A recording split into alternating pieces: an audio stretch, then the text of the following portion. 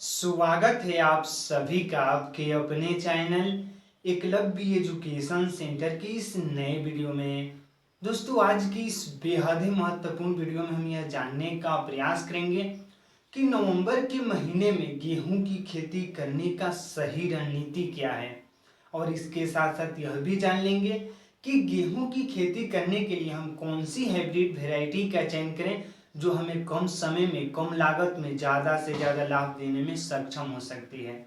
और इसके साथ साथ यह भी जान लेंगे कि हम अपने गेहूं की फसल में खरपतवार का नियंत्रण कैसे करें, हम अपने गेहूं की फसल में कौन कौन से खादों का प्रयोग करें जिससे जो हमारा गेहूं का पौधा है वह जल्दी से ग्रोथ कर सके और हमें ज़्यादा से ज़्यादा पैदावार देने में सक्षम हो सके। अर्थात नवंबर के महीने में गेहूं की खेती करने से जुड़े एक एक बिंदु पर हम विस्तार से जानकारी प्राप्त करने की कोशिश करेंगे इस वीडियो में। तो चलिए इस बेहद ही महत्वपूर्ण वीडियो की शुरुआत करते हैं।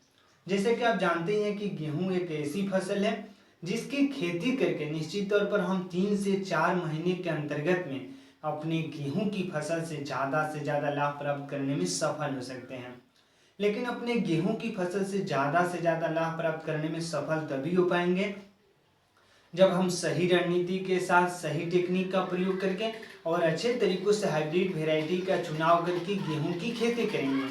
तो आइए सबसे पहले समझते हैं कि गेहूं की खेती करने के लिए हम कौन कौन सी हाइब्रिड वैरायटी का चयन कर सकते हैं। तो इसमें सबसे पहला है श्रीराम प्राइवेट लिमिटेड कंपनी का सुपर 303, और यह बेहद ही लोकप्रिय एवं उन्नत किस्म का हाइब्रिड वैरायटी है गेहूं की खेती करने के लिए।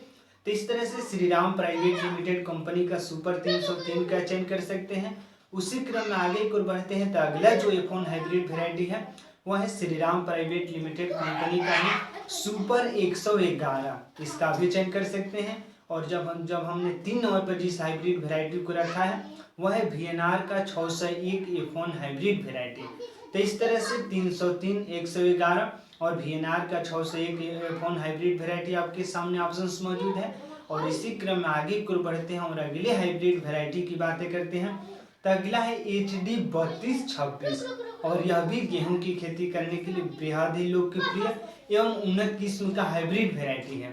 अगर इनमें से किसी एक का चयन करते हैं और इस नवंबर के महीने में गेहूं की फसल को उगाते हैं तो हमें पूरा भरोसा है कि आप अपने गेहूं की फसल से सबसे कम लागत में सबसे ज़्यादा लाभ प्राप्त करने में सफल हो सकते हैं। और उसी क्रम में आगे को बढ़ते हैं और अगले जब गेहूं की खेती की सही रणनीति पर बातें करते हैं तो सही रणनीति यही है कि जैसे ही हमारे गेहूं की फसल में खरपतवार लगना शुरू हो जाए तो उस समय हमें अपने गेहूं की फसल में लगे खरपतवारों का नियंत्रण करना हमारे लिए बेहद ही जरूरी है।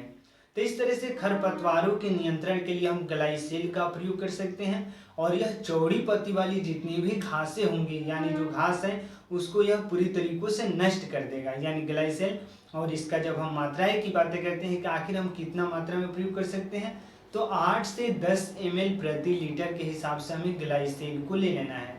और उसके बाद अगर स्प्रे कर देते हैं तो हमारी गेहूं की फसल में जितने भी चौड़ी पत्ते वाली जो घास होंगी वह पूरी तरीकों से खत्म हो सकती है यानी खत्म हो जाएंगी, और जिससे जो हमारा गेहूं का पौधा है वह जल्दी से ग्रोथ करेगा। और कोई भी पौधा अगर जल्दी से ग्रोथ करे तो निश्चित तौर पर वह केवल लाभ ही दे सकता है। और उसी क्रम में आगे की ओर बढ़ते हैं जब हम खादों की बातें करते हैं कि आखिर हम अपने गेहूं की फसल में कौन कौन से खादों का प्रयोग कर सकते हैं। तो हम अपने गेहूं की फसल में अगर सड़े हुए गोबर का खाद प्रयोग कर देते हैं बुआई से पहले तो निश्चित तौर पर हमें अन्य खादों की आवश्यकता ही नहीं पड़ेगी, क्योंकि सड़े हुए गोबर के खाद में लगभग 6 प्रकार के न्यूट्रिएंट पाए जाते हैं जैसे नाइट्रोजन, फास्फोरस, पोटास, जाइम, जिंक, बोरान। इस तरह से तमाम एलिमेंट पाए जाते हैं सड़े हुए गोबर के खाद में। अगर उसका प्रयोग कर देते हैं तो हमें अन्य खादों की आवश्यकता ही नहीं पड़ेगी, और जिससे जो हमारा गेहूं की फसल में लागत है वो कम हो सकता है।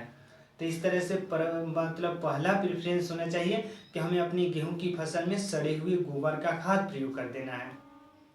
जब हम अन्य खादों की बातें करते हैं कि आखिर जैसे नाइट्रोजन की इंस्टेंट अगर पूर्ति करनी है यानी जल्दी से उसकी पूर्ति करनी है नाइट्रोजन, फास्फोरस, पोटास जैसे खादों की, तो हम NPK का प्रयोग कर सकते हैं और इसके साथ साथ DAP का भी प्रयोग कर सकते हैं। तो इस तरह से तमाम खाद मौजूद है बाजारों में, अगर सही रणनीति के साथ उन खादों का प्रयोग करना है सही समय पर, और सिंचाई भी करते रहना है अपने गेहूं की फसल की। अगर इन तमाम प्रयोगों को करते हैं अपने गेहूं की फसल को उगाने के दौरान, तो हमें पूरा भरोसा है कि आप अपने गेहूं की फसल से सबसे कम लागत में सबसे ज़्यादा लाभ प्राप्त करने में सफल हो सकते हैं। तो आज की इस बेहद ही महत्वपूर्ण वीडियो में बस इतना है। अगर आप हमारे चैनल के साथ नए जुड़े हैं और वीडियो अच्छा लग रहा है, कुछ सीख पा रहे हैं इस वीडियो के माध्यम से, तो हमारे चैनल को कर दीजिए सब्सक्राइब। धन्यवाद, थैंक यू।